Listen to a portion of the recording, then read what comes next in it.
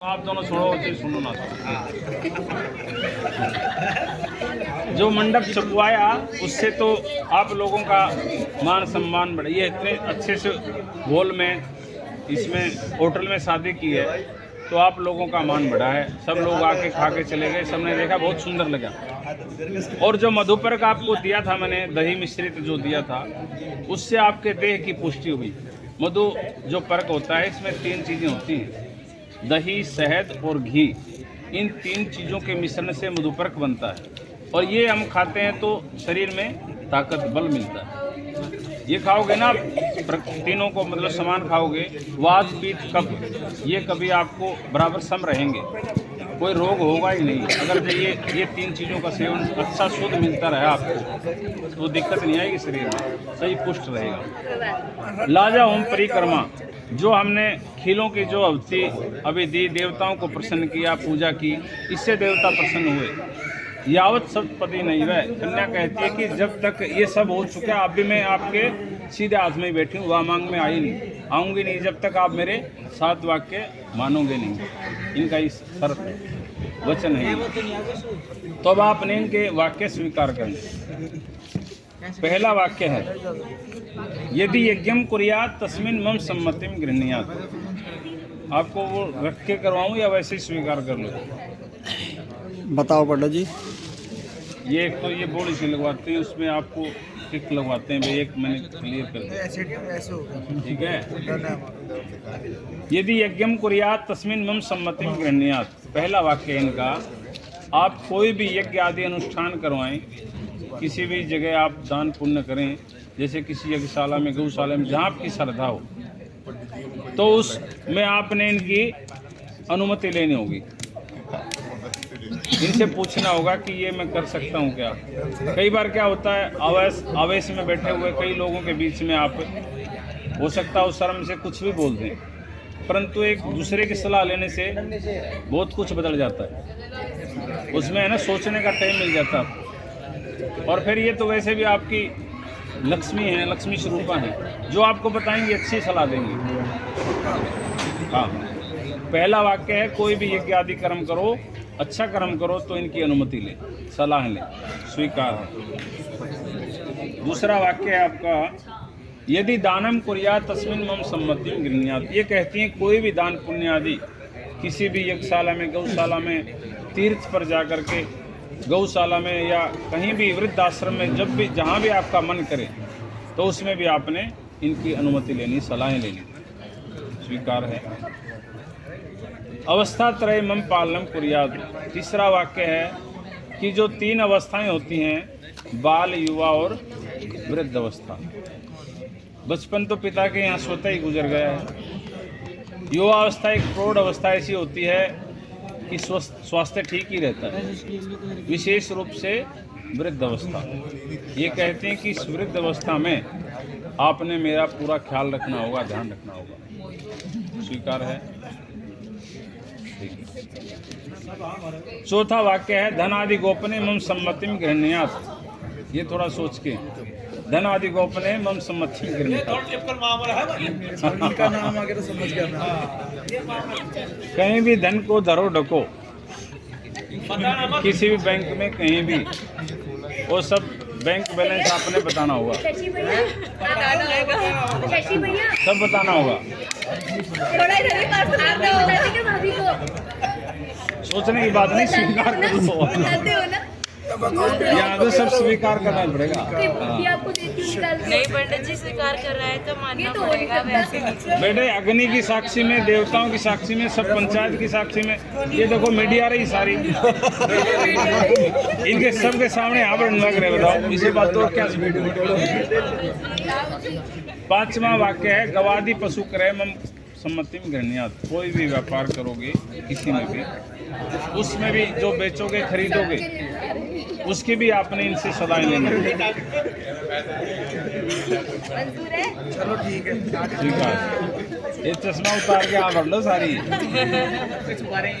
बसंत आदि खड ऋतुषु मम पालनम कुर्यात्। ये कहती हैं कि भारतवर्ष में 6 ऋतुएं होती हैं, बसंत, ग्रीष्म, वर्षा, शरद, हेमंत और शिशिर।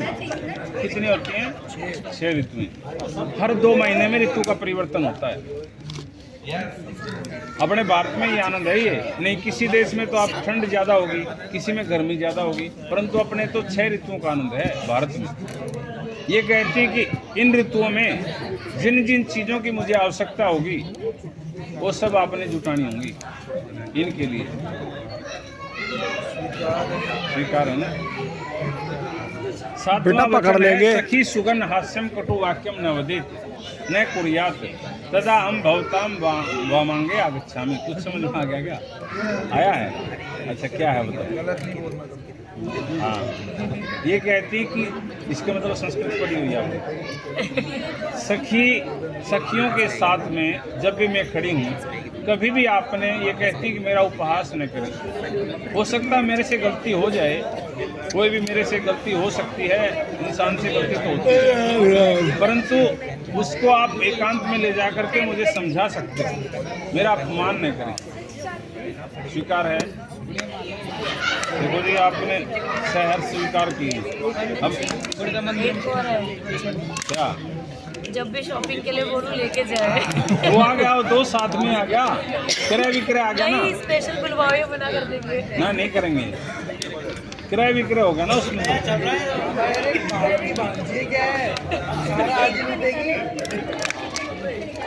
हमारी जिंदगी भर लोग अरे कुछ तो देखो, ऐसे से निभाएगा ना कभी तो। अरे मेरे बात सुनो, अरे भाई मॉल में ले जाओ घुमा के नहीं। अबे नहीं मामा जी, मेरे को आना पड़ेगा, जो पसंद आएगा। ये तो कहीं पे मॉल में जाना है, मॉल में दिखा लो। मैं हाथ में पट्टी बांध के जाना है। चलो ठीक है, अब आपके भी वाक्य जो इनको स्वीकार कर अब आएगा मजा। आएगा ना। फिर आप लोगों के तो थोड़े से हैं क्या वाक्य? 4 वाक्य होते हैं और लड़के के 7 स्वीकार करने होते हैं। 4 भी बहुत मोटे हैं, वो वजनदार हैं। वो बात छोटी है परंतु बात बहुत वजनदार है। उद्याने मद्यपाने च पिता गृह गमनेन च आज्ञा भंगो न कर्तव्यम वर वाक्य चतुष्टकम। ये भी समझ गए, ये भी समझ गए। फिर इसका अर्थ बताऊं कि नहीं? ठीक है, ये कहते हैं कि पिता के घर नहीं जाऊंगी। उद्याने पहले बेटे, पहला बाग बगीचे, जो उद्यान होता है खुला स्थान होता है, निर्जन स्थान, जहाँ कोई कम लोग आने का जाना स्थान जो होता है उसको निर्जन बोलते हैं। कम लोगों का जो आने जाने का स्थान होता है, वहाँ अकेले नहीं जाना आपने। जब भी जाओगे तो या तो इनके साथ जाओगे या परिवार का कोई सदस्य हो उसके साथ जाओ।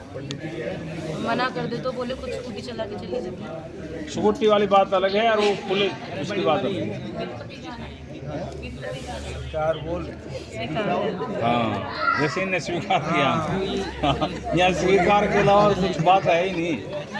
दूसरा मद्यपाने, जो नशे का जो सेवन करने वाला व्यक्ति है ना, उसके समीप भी नहीं जाना आपने।